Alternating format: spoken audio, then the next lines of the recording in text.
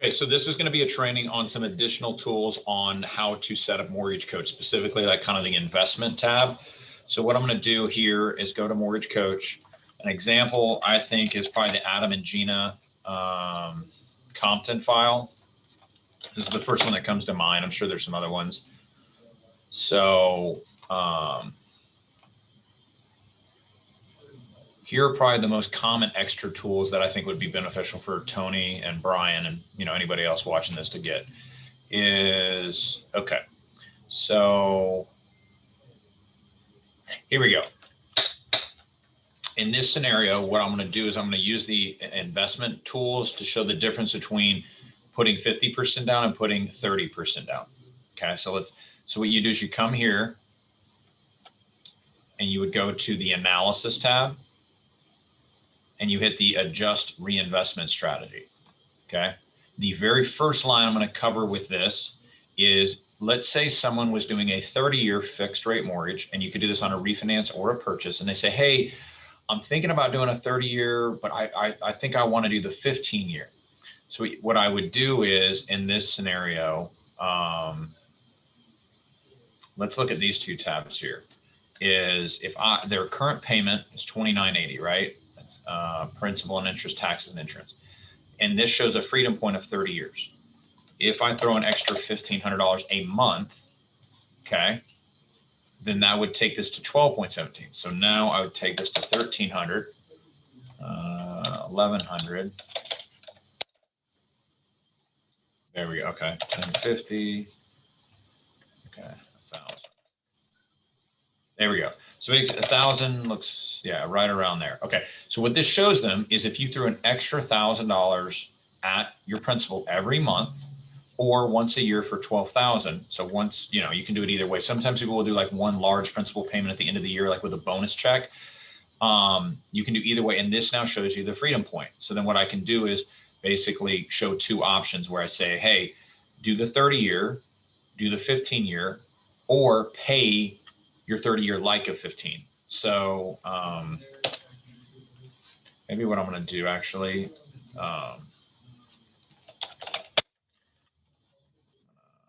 copy analysis. And then I'm going to name this one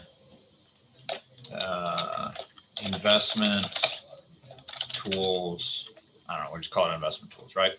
So on this one, I could say 30-year fixed, 50% down. Okay. And then I would probably relabel this and say, pay it like a 15-year mortgage. Okay. And that's where I would go down here, adjust reinvestment analysis, 1,010.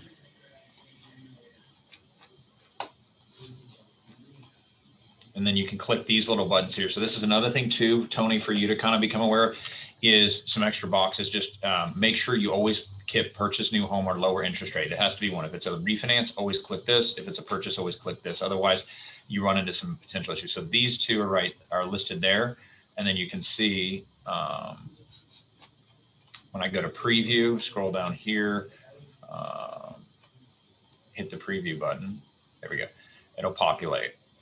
Okay, so now you can see the payment is higher and it lists it on this line.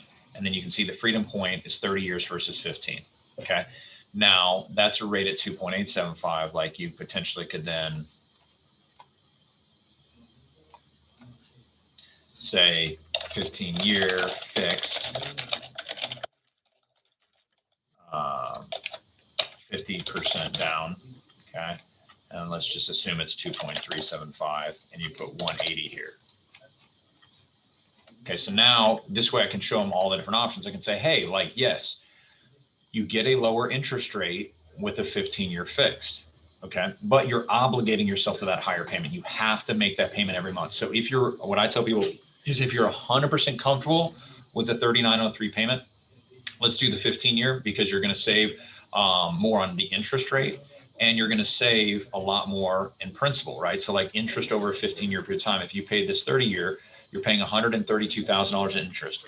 By doing the shorter amortization, you're saving yourself about $60,000. Okay, so it's a better deal. It's always a better deal to do 15-year, but not everybody's comfortable making that payment, and you don't want to obligate yourself to something if you can't make the payment. So another option is take the 30-year mortgage and pay extra every month you can. And if you can consistently pay an extra $1,000 every month, you will pay this off in 15 years. Okay. And you still save yourself a pretty good amount of money. Okay. Now you do give up about $16,000 in interest because of the higher interest rate, but you have the flexibility to pay it like a 15-year, pay it like a 30 whenever you're ready. Okay. So that would be kind of my first thought. Does that make sense, Brian and Tony? Any questions on that? Did you see how I kind of built that out? Would you like me to go through that again, or do you want me to Is there a way to show, rather than paying it into the mortgage, putting it into the stock market, what their return would be? Okay. Yep. And so that would be the next thing, right, that we'll look at is, let's go back here. I'm going to take out these and let's do 40%. Let's actually do this as 30% down. Well, it doesn't matter. Let's just do 40. It doesn't matter. Okay. So, well, yeah, fine, whatever. Let's do 30. You'll see a bigger difference. Okay. So first thing is we come back here, you're going to see once this updates. Okay. So the monthly payment difference is $622 by putting more money down. Okay. But that's about $150,000 difference. Okay. So what you want to do, the way I is you go to the analysis tab, you go to right above this long-term rate, you need to change this to total net worth. Okay. So you change that. That's the first step. Next is you come here, you scroll down under investment payment or investment balance. Okay. In this particular scenario, I'm going to say investment balance because it's a difference of $150,000 roughly. Let's do the actual math so it's more accurate. So what I will do is I'll say, hey, what have you been earning on average on your investments? Like people that invest a lot, they'll kind of know that sometimes, and they'll be like, oh, okay, I'm like earning 8% or 10. So what I'll do is what do you think is a fair number to put in for returns on investment? If you went and invested this $148,000, where would you invest it, and what do you think is a good rate of return? Are you going to put it in the stock market? Are you going to put it in CDs? Or are you going to put it in a checking account, right? Because if you put the S&P 500 has been averaging about 12% for the last 100 years. It's been probably averaging about like 9.5%, 10% for the last 25 years. What do you think is a good rate of return on this investment? Okay. And so that's the difference. They're going to invest the difference into the market. And then I'll say, okay, hey, do you think 9%? Do you think 8%? Like getting them to commit to it, I think is important because then it's not you just leading them. So they may say, maybe they say 8%, okay, or 9. So let's say it's 8% there. So what would happen is I then click the X, I click next, I come back here.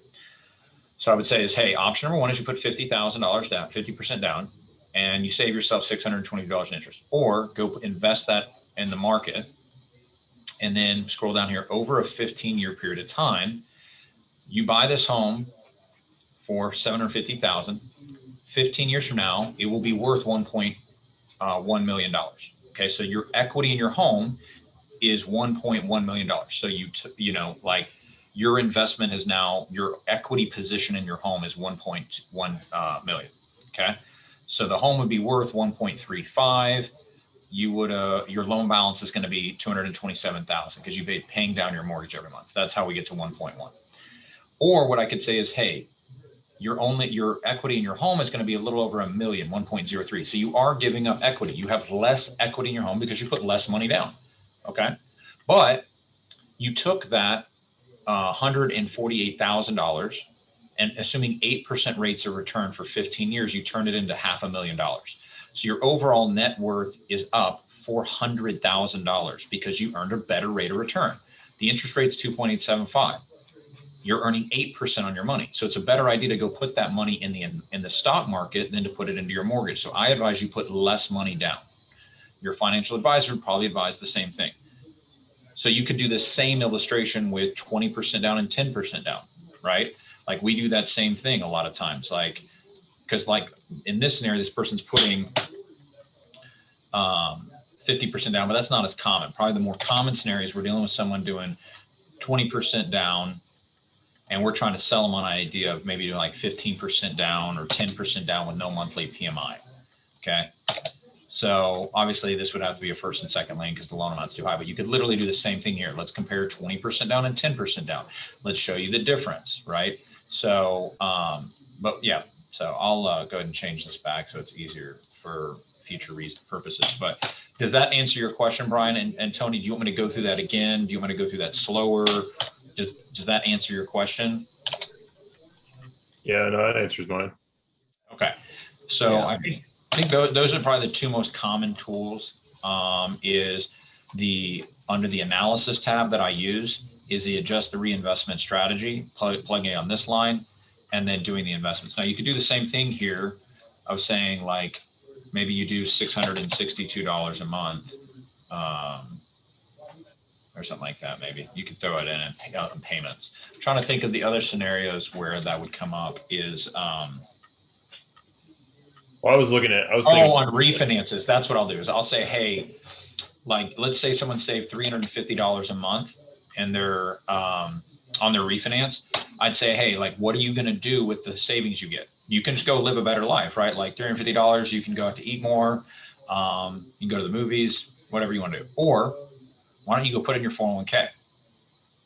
Like, so I just saved you $350 a month on your refinance. Put it into your 401k. And now because you did this refinance, I'll make you a lot wealthier. So now you're going to be, this much more wealthy because you did the refinance. So that's probably another scenario where I would plug in an investment payment is show them an option of do your refinance, show you how much money you make, take the money and pay it towards the mortgage, right? So I could say like, hey, throw that extra $350 a month and option number one is knock 8 years off your mortgage, or option number two is build more equity. So like I kind of advise people, what do you want to do with your savings? When you do this refinance, what are your goals? And just being able to have a more educated conversation with someone, I think builds value where it's not just about rates and fees. It's about you're a consultant, you're giving them advice and helping them make a more sound financial decision. Does that make sense? Yeah, that's what I meant more of the previous one where you were talking about them pay it down like a 15 to show them if they invested it rather than pay it down, what the benefit would be. So you can do it on purchases and on refinances, and you just go to the tab analysis. That's where you do it. Okay. And you would just need to change that. You can also change this here. This is comparing it over a 5-year period of time. This is over 15 years. So sometimes if you want to change that to a 30-year, someone says like, how much would I pay in my interest over the life of the loan?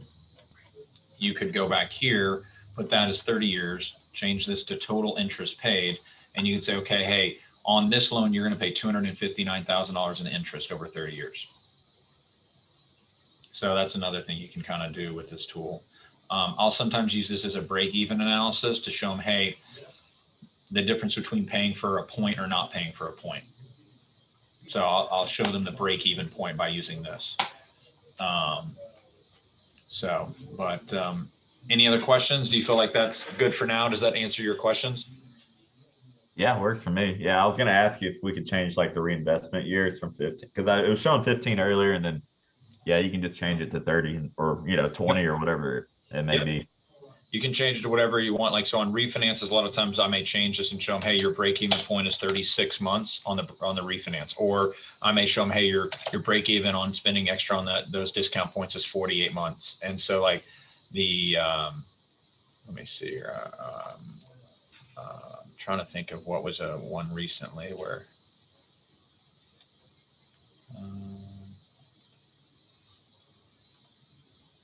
no. Sorry, I can't think of one off the top of my head where I showed them. Showed them like the break-even point on the discount points. Stop.